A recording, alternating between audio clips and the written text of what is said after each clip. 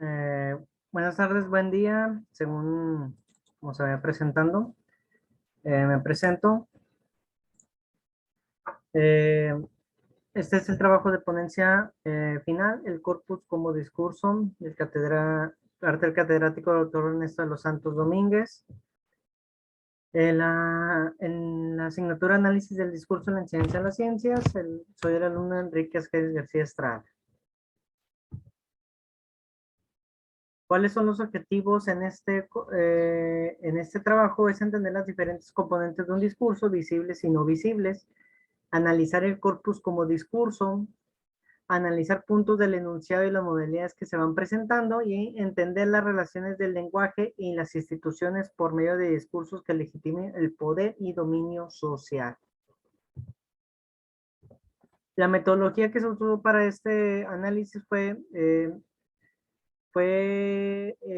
un análisis del discurso emitido por el candidato presidencial por parte del PRI, Luis Donaldo Colosio, donde se muestra ante militantes y sus ideas de democratización al interior del partido para mantenerse vigentes.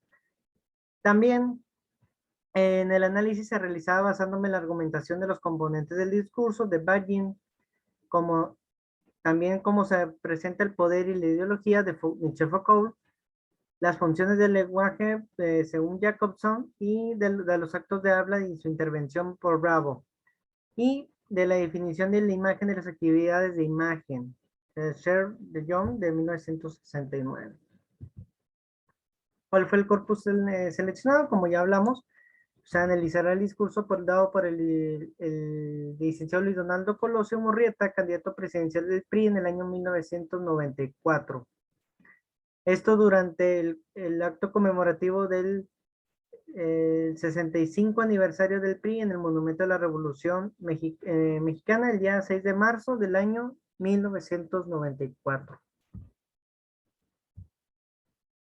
Para empezar vamos a hablar qué es el discurso. Para Jacobson es donde un emisor y un receptor, donde el emisor quiere dar un mensaje hacia el receptor, pero en el mensaje tiene que tener algo muy importante, el contexto.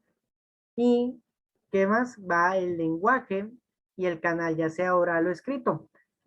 En este discurso va de las dos maneras, es oral y escrito, porque una lo tiene escrito el candidato para acordarse, porque es un discurso larguísimo de 1 hora y fracción, y también y es oral porque lo da a conocer a los militantes, que son los receptores.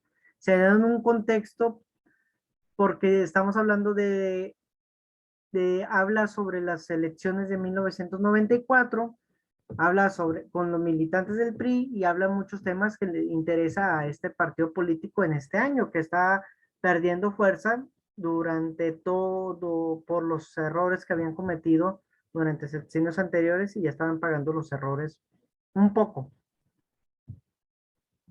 El discurso, según Ballin, ese discurso pertenece al género secundario por estar escrito y su previa planificación y pertenece al ámbito oral, ¿sí? En la esfera de vida social se origina en las esferas políticas en medio de cambios de la vida política del país. El emisor, pues como ya sabemos, es el candidato oficial del PRI, Luis Donaldo Colosio Murrieta. Receptores, son los miembros del partido, militantes del PRI, y sus organizaciones sindicales como la CTM, el CENTE, el Sindicato de Petrolero, creo, perdón, y demás. ¿Cuál es el propósito de este discurso en la práctica social? Es argumentativo, o sea, presenta una necesidad de cambios dentro de las intenciones del partido político PRI, una democratización interna y externa. Aquí vamos a ver diferentes, el enunciado, según Paravaggi, lo ve como el uso de la lengua en frases orales o escritas concretas y singulares con un emisor y un receptor. O sea, para Baggi el enunciado es frases orales, escritas, cortas, pero que llevan cierto mensaje. O sea, cuando ya están en conjunto, va a ser un discurso. Estas pueden ser diónticas, apreciativas, epistémicas y lógicas. Como diónticas es de que lleva un mensaje el sujeto en sí, o sea, de acciones. en este discurso solamente se vieron dos tipos, que son de obligatoriedad y de prohibición.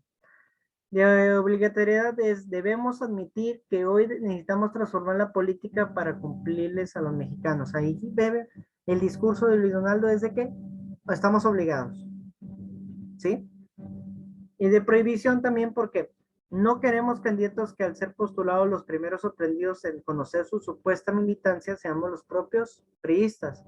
Aquí la prohibición va a que están dando un mensaje de que no quieren eso, de que están, no esperan sorpresas y que no se respeten las bases de la democracia, según lo que da a entender el candidato hacia a las esferas altas del partido. También se da también de forma apreciativas o afectivas. O sea, dice, yo veo un México de profesionistas que no encuentran los empleos que los ayuden a desarrollar sus actitudes y destrezas. O sea, yo veo, yo aprecio, o sea, yo siento que, o sea, evoca un sentimiento. Las epistémicas es no pretendamos sustituir las responsabilidades del gobierno, pero tampoco pretendamos que el gobierno desempeñe las funciones que solo nosotros como partido nos corresponde desempeñar. Y la lógica es, hoy estamos ante una auténtica competencia, el gobierno nos dará el triunfo vendrá de nuestro trabajo, de nuestro esfuerzo y de nuestra dedicación, o sea, evoca la lógica, o sea, lo que debe hacerse.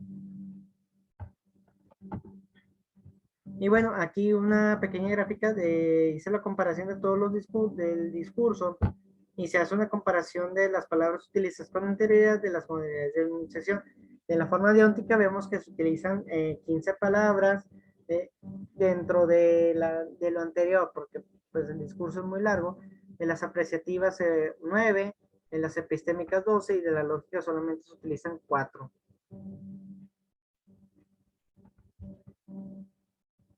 Dialogicidad.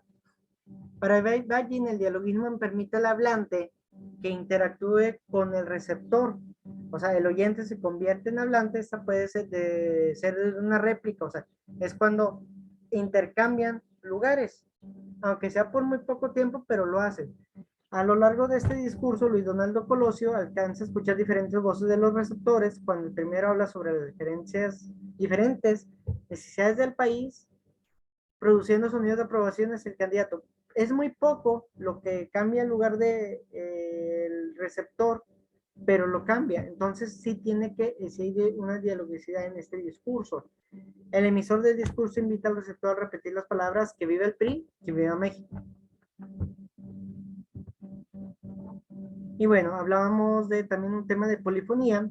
La polifonía para Badin en el discurso se integra en las opiniones, pensamientos o sentimientos que tiene el receptor y estas representan otras personas sin aludirlos. O sea, es como decir que esa persona se puso en mi lugar y dijo las palabras que yo exactamente siento.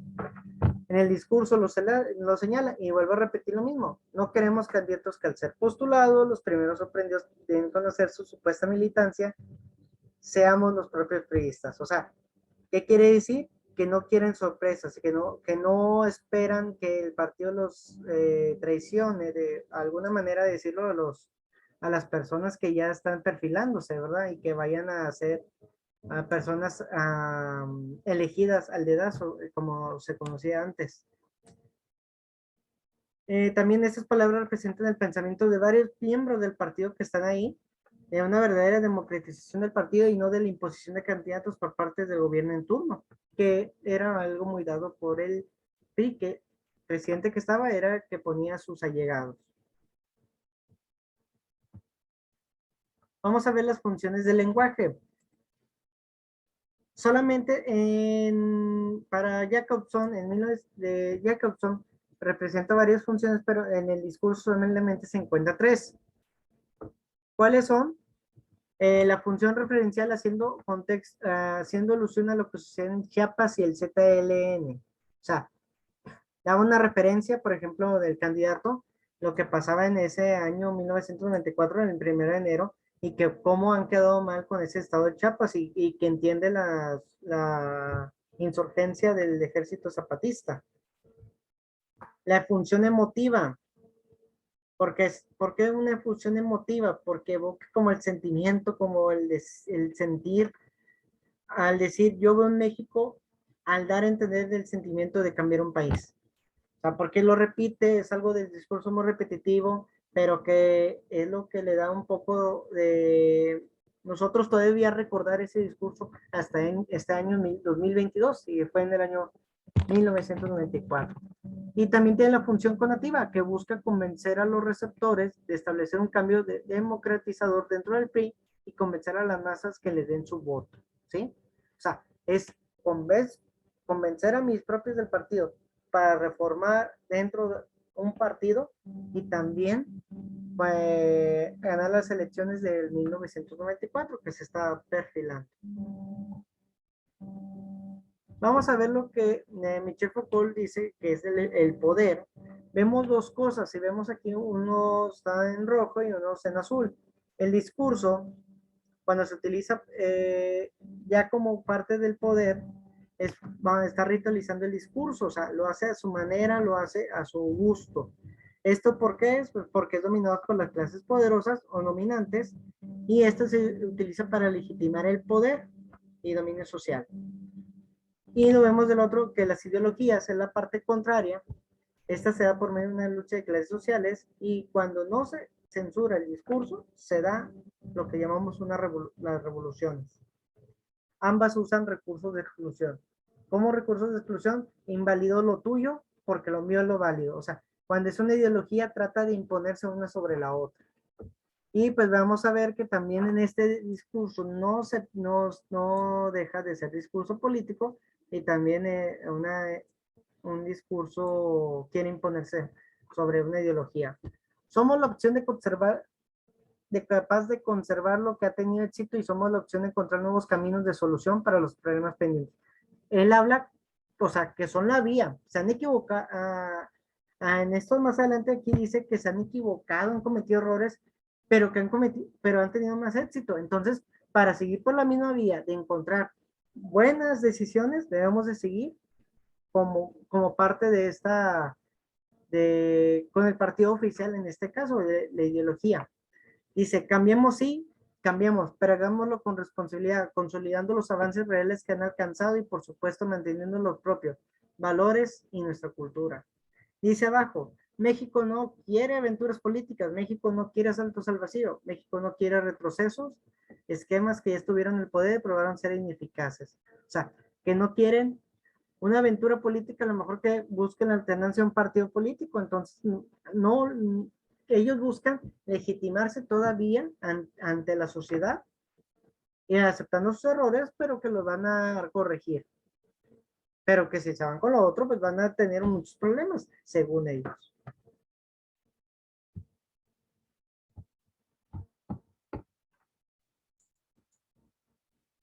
En actos del habla, vemos que es un acto locutivo, un acto locutivo y un acto rético, porque embona varias oraciones para una argumentación para dar a entender algo. El acto locutivo de intención es de que dice que yo veo un México con hambre, con sed de justicia, un México de gente agraviada, de gente agraviada, pero se repitió por las distorsiones que impone la ley quienes deberían de servirla, de mujeres y hombres afligidos por abuso de las autoridades, por la arrogancia de las oficinas gubernamentales. La intención es dar a entender lo que él siente, lo que él ve y cómo es el acto perlocutivo o el efecto. O sea, lo que buscaba él con ese discurso, esas palabras, era el vitoreo de los asistentes ese día entre militantes del partido de alta y baja jerarquía, y en algunos representó un cambio dentro de la estructura del partido en beneficio, algunos, y para algunos perjudicial. O sea, también ahí vemos un mensaje oculto. Y el acto réctico, pues es la articulación de las oraciones en forma de argumentativo. Actividades de imagen. Vemos que en las actividades de imagen, en la autoimagen es cuando se percibe a sí mismo, muestra de seguridad a través del discurso, refuerza sus atributos como candidato oficial del partido. Lo vemos a cada momento. De cortesía, muestra atención a las necesidades del país, de diferentes sectores y democratización del partido. De descortesía, porque es cuando intentas ser descortés ante algo, aquí vemos para causar una acción positiva. Se muestra un ataque a los contrincantes, como se cita en el discurso. México no quiere aventuras políticas, México no quiere saltos al vacío. Puede ser contrincantes políticos dentro del partido como Camacho Solís en ese año, o también hacia el partido contra los que va a competir, que es Cuauhtémoc Cárdenas y no recuerdo el del Partido Acción Nacional. También vemos que imágenes de afiliación se muestra como un nombre de partido que tiene la convicción de recuperar las bases del partido. Por eso, pese a nuestros detractores y a la crítica de nuestros opositores, somos orgullosamente priistas. O sea, no niega sus raíces, es parte de un grupo, de una ideología, entonces reafirma eso. Y la imagen de autonomía, transmitir una imagen democratizadora dentro y fuera del partido. Ojo. Y para que el pueblo de México triunfe el 21 de agosto, los partidos políticos todos tendremos que sujetarnos a la ley. Solo a ella, sin ventajas para nadie, sin prepotencias, sin abusos, sin arbitrariedades. ¿Qué muestra? Que si la gente vota por él no es porque sea por parte del PRI, sino que por sus atributos de autonomía, o sea, sus propios atributos. O sea, niega que la ayuda del PRI y que vamos a decir que es, o sea, es el candidato ideal, ¿verdad? Conclusiones de este discurso. Podemos definir el discurso como un conjunto de enunciados que emite una persona o institución para llevar un mensaje, ya sea oral o escrito, y con ello poder legitimar su poder que ejerce para un dominio social. Ejerciendo que se antepongan las ideologías de las clases dominantes. Cada función del discurso y del enunciado tendrá que tener un fin para el receptor. Esta labor corresponderá a las funciones del lenguaje.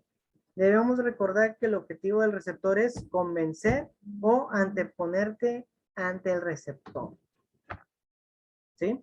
O sea, el discurso siempre se va a querer anteponer ante alguien y el discurso siempre va a buscar convencer a un receptor y el emisor va a buscar de cualquier manera hacerlo, ya sea por medio de evocar sentimientos, argumentación, ya sea también, como dice, descortesía y cortesía a la vez. Entonces, en el discurso vemos que, por ejemplo, en este discurso es muy nutrido en todos estos aspectos, porque hallamos desde sentimientos hasta argumentaciones, hasta descortesías. Y bueno, aquí están las referencias bibliográficas. Por mi parte sería todo. Muchas gracias.